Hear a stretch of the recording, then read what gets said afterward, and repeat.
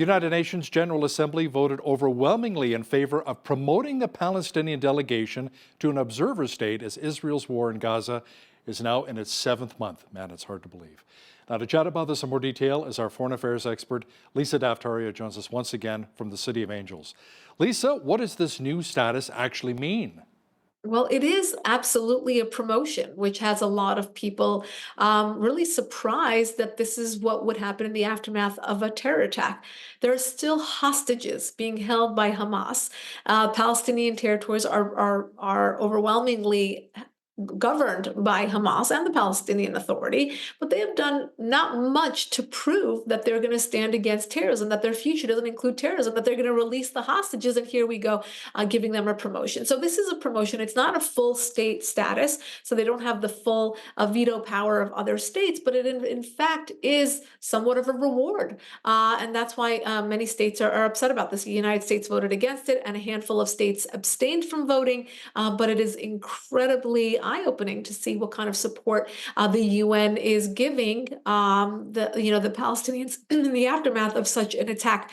I will also point out that in the same 24 hours, we have today the UN coming out and saying that the death toll in Gaza is less than half of what has been reported up to now. I mean, it's astounding.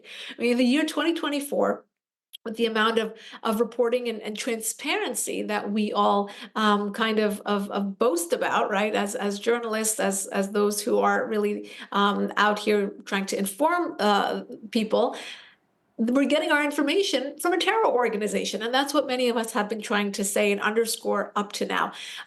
Less than half. I mean, look, if there's a 10-20% discrepancy because you're talking about an active war, that's understandable. But less than half, we're talking about propaganda. And that's exactly what has been brought to light. And for the UN to come out and admit that, it's absolutely crazy. But they will not admit to the fact that there's so much more propaganda coming out of this war, so much AI, so much photoshopping. We're not dealing with an actual state that wants peace, that wants its civilians to be out of harm's way, but we're dealing with a terror organization that will continue to feed propaganda to the news and the media, and this is what they put out. Yeah, like you and I've talked about in the past, the Palestinian Health Authority is run by Hamas, right? So now support for the Palestinian people continues at campuses all across North America, here in Canada as well, Lisa, and into Europe. Now, there are reports surfacing, however, that some of the students are not actually students, but paid activists brought in to what, maybe stir up trouble? Yeah, absolutely. So these are professional agitators, and we've known this for a long time. These organizations that are funding these movements, follow the money, right? The fact that all the tents were the same was brought to light by a lot of people. The fact that they were so organized, the fact that it looked like they had basically Home Depot at their, that they can have all the boards and fencing and hard hats at UCLA. We certainly saw them being very well endowed with a lot of supplies, and it doesn't look like something that students would be able to put together, particularly during finals time. So yes, this is absolutely something that we're tracing right now to look at which groups are behind this, who's funding all of this, and who are these adult, grown, professional agitators that are coming onto campus to stir up trouble.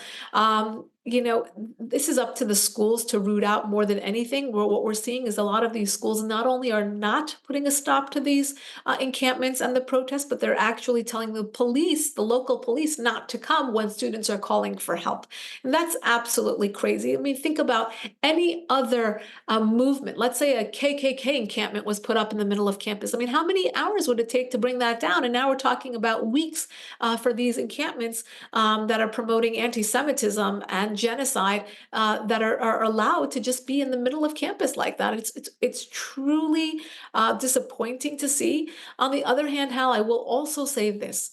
The media is covering this in a very sensational way. And of course, many of us are shocked by all of this. It's a lot of rubbernecking and saying, oh my gosh, I cannot believe that this is actually happening.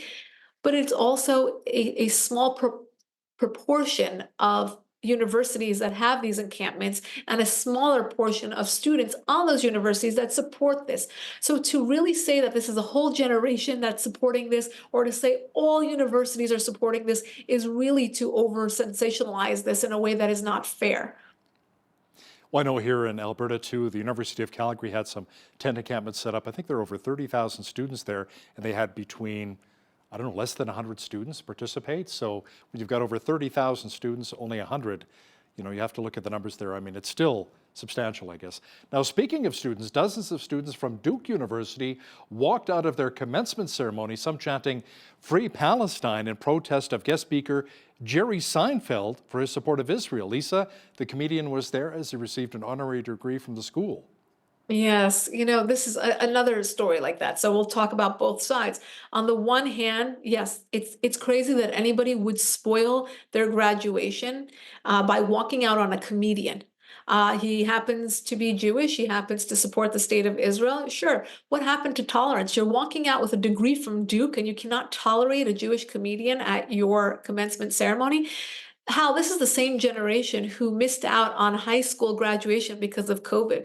You would think that they would honor and cherish the moment where they would be able to actually enjoy a cap and gown ceremony instead of ruining it for slogans that really they don't know much about. And I say that with full confidence, knowing that what we've seen from the footage from these protesters, they truly don't know the history of the land. They don't know the politics there.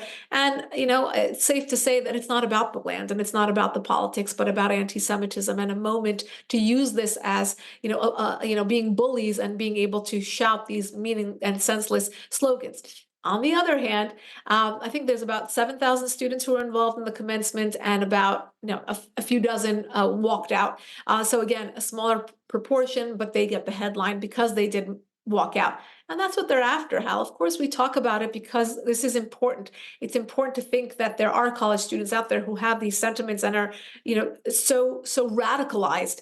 But at the same time, it's not a broad movement the way that the media portrays it to be.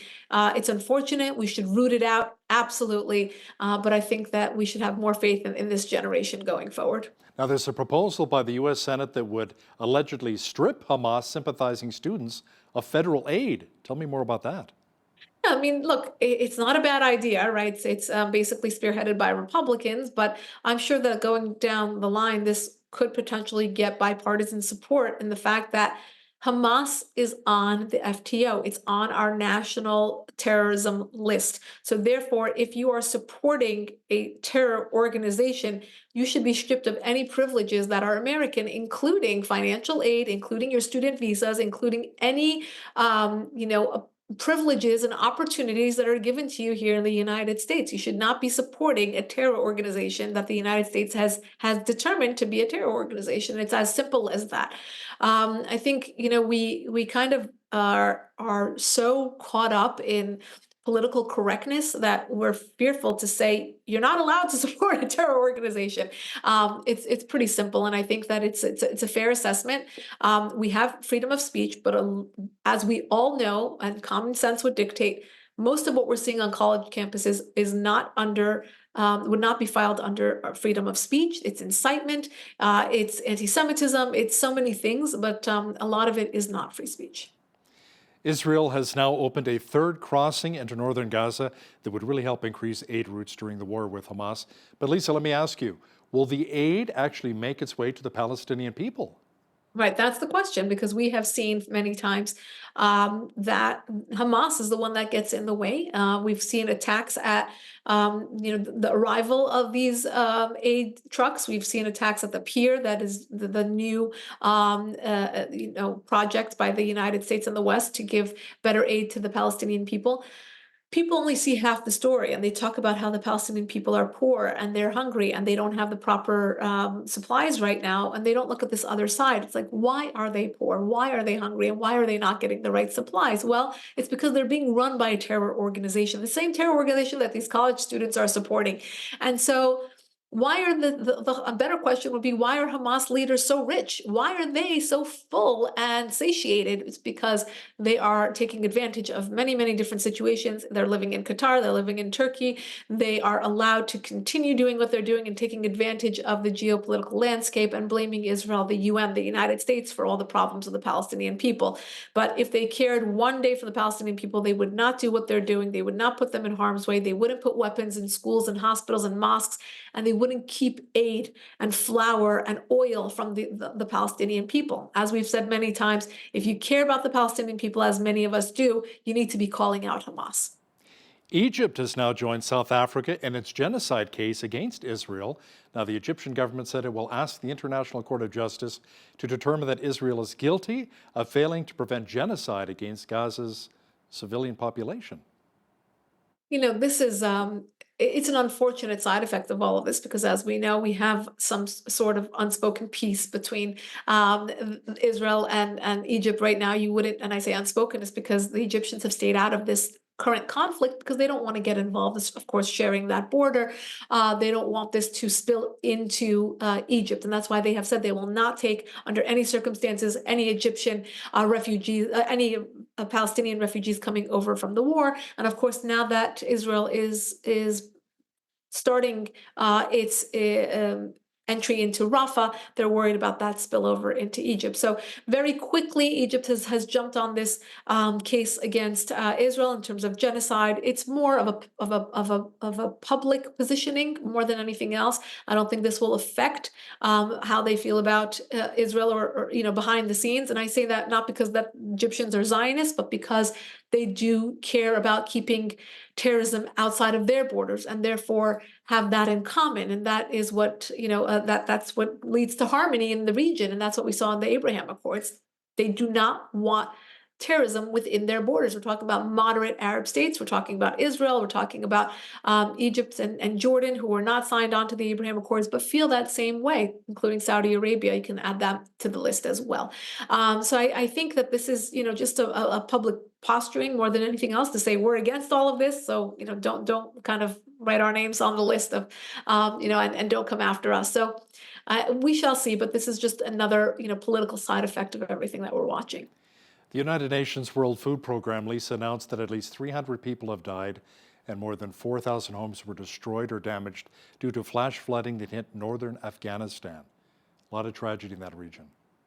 Very, very unfortunate. We're watching Afghanistan, and most of the headlines are about more terrorism, the Taliban, power grabs, women not having proper rights, and now Mother Nature has attacked them, not giving them a real chance to nation build, not giving them a real chance at life and to build once again, whether it's by terrorism or now flooding. This is something that we're watching closely. I know that they have had challenges in getting aid to the Afghan people because of the Taliban, and for many different reasons, because they're terrorists, because they take advantage of the Afghan people, and of course because many of those aid workers were actually female and not allowed to work to deliver that aid. So we hope that in the days to come that they will be able to get the aid that they need to have some chance at life. Absolutely. The Biden administration has ordered the withdrawal of over 1,000 troops from Niger. The war-torn African nation has apparently become increasingly hostile to the American presence in the region. Yes, we're watching this in a lot of places in Africa, somewhere where perhaps you can call a blind spot for the Biden administration and for many American administrations. We have a presence there, but when that becomes more of a risk than a reward or any sort of buffer for the United States, we're going to withdraw. What does that do? It creates more of a vacuum. It creates more of an opportunity for insurgencies to grow. These vacuums allow for the bad actors to spread, and that's exactly what our enemies have taken advantage of. The fact that the United States has minimized its presence around the world. We haven't become isolationists, but we have become, in some ways, naive about the growing threat of radicalism on all continents. She's our foreign affairs expert, Lisa Daftari from the Foreign Desk. Thanks again for joining us today from Los Angeles. My pleasure.